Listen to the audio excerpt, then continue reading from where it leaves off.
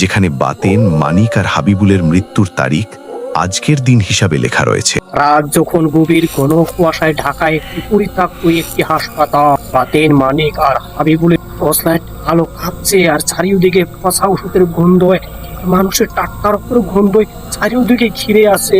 যদি ভিডিওটি ভালো লাগে তাহলে অবশ্যই চ্যানেলটি সাবস্ক্রাইব করে দিবেন। চলুন তিন বন্ধুকে নিয়ে আরেকটা এপিসোড শুরু করা যাক। হঠাৎ বাতেন থেমে গেল। সামনের দেয়ালে বড় বড় অক্ষরে লেখা, ভিতরে আসা সহজ, বের হওয়া অসম্ভব।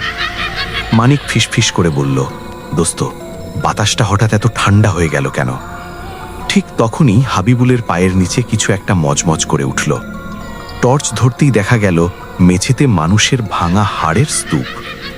ওরা যখন ফিরে যাওয়ার জন্য ঘুরল, দেখল যে দরজা দিয়ে ঢুকেছিল সেটি আর সেখানে নেই। সেখানে শুধু একটা পুরনো লিফট, যার ওপরের লাল বাতিটা দপদপ করে জ্বলছে।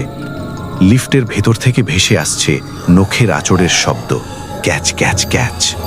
অদৃশ্য পায়ের ছাপ, ধুলোবালি মাখা মেঝেতে বড় বড় পায়ের ছাপ বাতেনদের দিকে এগিয়ে আসছে, কিন্তু কাউকে দেখা যাচ্ছে না। রক্তাক্ত রেজিস্টার খাতা, একটি পুরনো টেবিলে থাকা খাতাটি নিজে নিজেই খুলে গেল, যেখানে বাতেন, মানিক আর হাবিবুলের মৃত্যুর তারিখ আজকের দিন হিসাবে লেখা রয়েছে। দেয়ালের আয়না, করিডোরের শেষ মাথায় থাকা আয়নায় নিজেদের ছায়ার বদলে ওরা দেখল তিনটি কঙ্কাল দাঁড়িয়ে আছে, যাদের পরনে ঠিক ওদের মতোই কাপড়। হিমশীতল আর্তনাদ, অপারেশন থিয়েটারের ভেতর থেকে ভেসে আসা বাতেনের নিজের কণ্ঠস্বরেরই চিৎকার, অথচ বাতেন তখন করিডোরে দাঁড়িয়ে কাঁপছে।